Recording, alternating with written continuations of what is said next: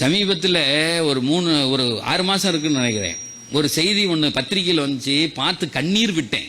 அது இந்த இடத்துல சொல்லணும் கண்டிப்பாக. கர்நாடகாவில் நடந்த ஒரு நிகழ்ச்சி பத்திரிகையில் வந்திருக்கு. ஒரு தாத்தாவும் பாட்டியும் ஒரு வீட்டில் இருக்காங்க, ஒரு தெருவில். இன்றைக்கெல்லாம் அப்படித்தானே இருக்கான்.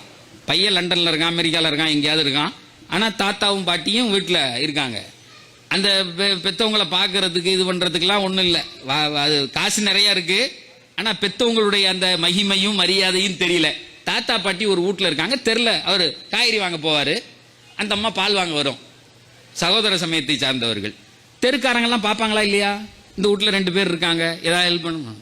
திடீர்னு பார்த்தா தாத்தாவை 5 நாளாக காணும். தாத்தாவை 5 நாளாக காணும்.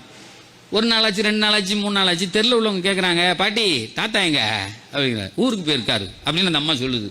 ஊருக்கு போயிருக்காரு. 7 நாளாச்சு, 8 நாளாச்சு, 9 நாளாச்சு, 10 நாளாச்சு, 1 வாரம் ஆச்சு, 15 நாளாச்சு. பாட்டி தாத்தா எங்க? ஊருக்கு போயிருக்காரு. என்ன கிண்டல் பண்ற? 15 நாளா அந்த ஆள் எங்க போனாரு அப்படின்னு கேட்குறான். இந்த அம்மா ஒன்றும் சொல்ல மாட்டேங்குது. இந்த அம்மா ஒன்றும் சொல்ல மாட்டேங்குது, பேசாமே இருக்கு. வருவார் தாத்தா வருவார் அப்படிங்குது. தெருக்காரன் போய் நேராக போலீஸ் ஸ்டேஷனில் சொல்லிட்டான், என்னமோ நடந்திருக்கு, இந்த அம்மா சொல்ல மாட்டேங்குது அப்படின்னு போலீஸ் ஸ்டேஷனில் போய் சொல்லிட்டான். போலீஸ்காரன் வந்து விசாரிக்கிறான், பாட்டி தாத்தா எங்க? ஊருக்கு போயிருப்பாருப்பா, ஊருக்கு போயிருக்காருப்பா. இங்கே வா, ஸ்டேஷனுக்கு வா. 2 அடியை போய் என்ன பேசி ஊருக்கு போயிருப்பார், எங்க தாத்தா? உடனே அந்த அம்மா ஒன்று சொல்லுது, சார் அந்த பத்திரிகையை எழுதியிருந்தான், படிச்சுட்டு அப்படியே என் கண்ணெல்லாம் தண்ணி ஆயிடுச்சு, என்னுடைய உடலெல்லாம் கூச்சி விட்டது. அந்த தாய் சொல்லுது, ஒன்று நடஞ்சி அதை நான் சொன்னால் நீங்கள் யார்கிட்டையும் சொல்லக்கூடாது, அப்போ அப்படி எனக்கு ஒரு இது தந்தா நான் சொல்லுவேன் அப்படி சொல்லுது அந்த தாய் சொல்லுது, அந்த வயசான கிழவி. உடனே போலீஸ்காரன் சொல்கிறான், யார்கிட்டையும் சொல்ல மாட்டேன் சொல்லு. என் கணவன் இறந்து விட்டான் அப்படிங்கிறது. என் கணவன் இறந்து விட்டான். சரி, இறந்து போயிட்டார்ல, தெருக்கு தெரிய வேண்டியதானே. நீ என்ன செஞ்ச புருஷனை? ஒரு வீட்டில் மையத்து நடந்தா எல்லாருக்கும் தெரியும்ல. இப்போ உங்க ஊருக்கார பிள்ளைகள் வந்து நிக்குது இல்ல, எங்கேயா போனா புருஷன்னா, அந்த பொண்டாட்டி மீண்டும் சொல்லுது, எனக்கும் என் கணவனுக்கும் இடையில ஒரு உடன்படிக்கை என்னன்னா, நான் முதல்ல இறந்துட்டா யார்கிட்டையும் சொல்லாம கொள்ளையில என்ன அடக்கிறணும், நீ முதல்ல இறந்துட்டேன்னா யார்கிட்டையும் சொல்லாம கொள்ளையில உன்னை அடக்கிறணும் அப்படின்னு நாங்க 2 பேரும் பேசி வச்சிருந்தோம். என் புருஷனா கொள்ளையில குழி தோண்டி அடக்கிட்ட யாருக்கும் தெரியாது. அப்ப இவன் கேட்கிறான், உனக்கு பிள்ளை எல்லாம் அப்படின்னு கேட்குறான் போலீஸ்காரன். சார் அந்த அந்த அந்த பத்திரிகையை படித்து எத்தனை நாள் எனக்கு வெதும்பி வெதும்பி அழுதுன்னு தெரியுமா? அந்த பிடிச்சங்க அந்த இவன் கேட்குறான் போலீஸ்காரன், உன் பிள்ளைகள் இல்லையா உனக்கு? ஆம்பளை பிள்ளை பொம்பளை பிள்ளை எதுவும் இருக்கா, இல்லை தனியாக இருக்கீங்களா? 2 பேரும். எனக்கு பிள்ளைகள் இருக்கிறார்கள், யாருக்கு தெரிஞ்சோ இல்லையோ அவங்க 2 பேருக்கு மட்டும் தெரியக்கூடாது. ஒரு தாய் சொல்லுது, என் பெத்த பிள்ளைகளுக்கு தெரியக்கூடாது, வேற எவனுக்கு தெரிஞ்சாலும் சரி, என் பெத்த அதுதான் என் கணவனுக்கும் எனக்கும் ஊடு, சொந்த ஊடு. எனக்கு எஃப்டில காசு போட்டிருக்காரு, மாசம் வட்டி வருது, அதை வாங்கணும், சாப்பிடணும், நம்ம வீட்டுல இருக்கணும். நீ முன்னாடி இறந்துட்டேன்னா நீ என்ன அடைக்கிறணும், நான் முன்னாடி இறந்து நான் அடைக்கிடுவேன். இதுதான் எங்க அக்ரிமெண்ட். உடனே அந்த போலீஸ்காக கேட்கறான், உன் பையன் என்ன செய்யறான்? இப்ப 2 பசங்க இருக்காங்கடியே, எங்க இருக்கான், என்ன செய்யறான், அவன் ஏழவாள எங்கேயா தெருல இருக்கானா அப்படின்னு கேட்கறான். அந்த அம்மா அதுக்கு ஒரு பதில் சொல்லிச்சு பாருங்க சார். அந்த பதில் தான் அதுல ட்விஸ்டே. அந்த தாய் சொல்லுகிறது, என் ஒரு மகன் கனடாவிலே பெரும் டாக்டராக இருக்கான், இன்னொரு பையன் அமெரிக்காவிலே இன்ஜினியரா இருக்கான். ஏன் அவங்களுக்கு தெரியக்கூடாதுன்னு கேக்குது. போலீஸ்காரன் கேட்கிறான், ஏன் தெரியக்கூடாது?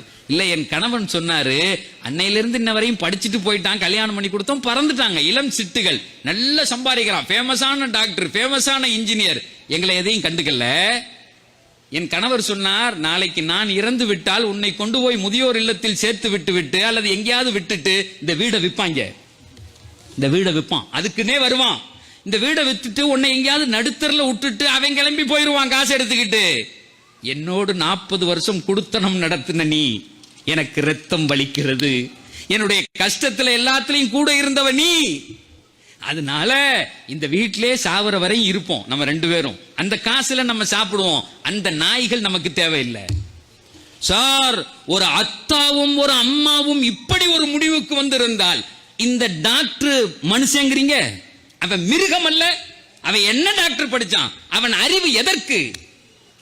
எங்க இஸ்லாம் சொல்லும் அல்லவா, வகதா ரப்புக அல்லா தஅபுது இல்லா இய்யா வபில் வாலிதைனி இஹ்சானா வபில் வாலிதைனி இஹ்சானா.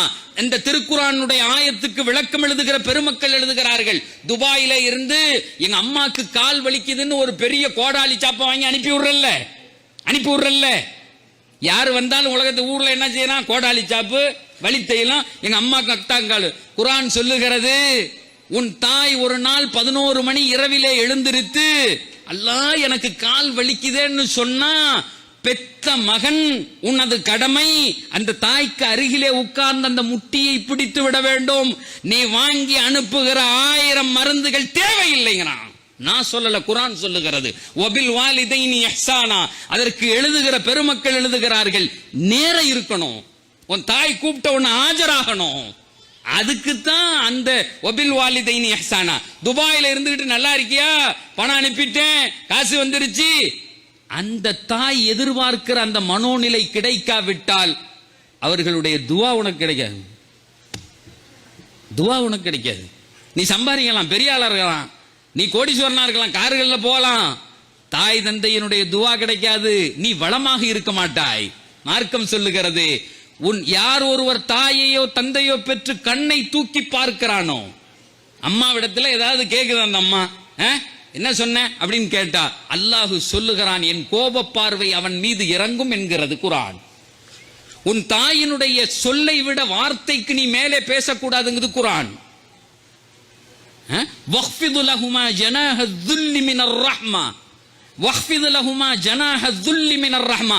தாயை தந்தையை ஏறெடுத்து பார்க்கிறது, மீறி பேசுறது, சீ என்று சொல்லுவது அல்லாஹ்வினுடைய கோபத்தை வரவழைக்கும் என்று குர்ஆன் சொல்லுகிறது. என்ன செய்யணும்?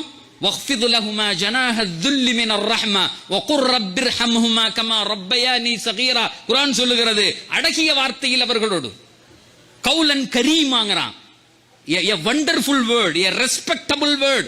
உன் முதலாளிட்ட நீ யார பெரியவன் நினைக்கிறியோ அவன்கிட்ட என்ன வார்த்தை பேசுவாயோ அதைத்தான் உன் தாய் தந்தை இடத்திலே பேச வேண்டும்.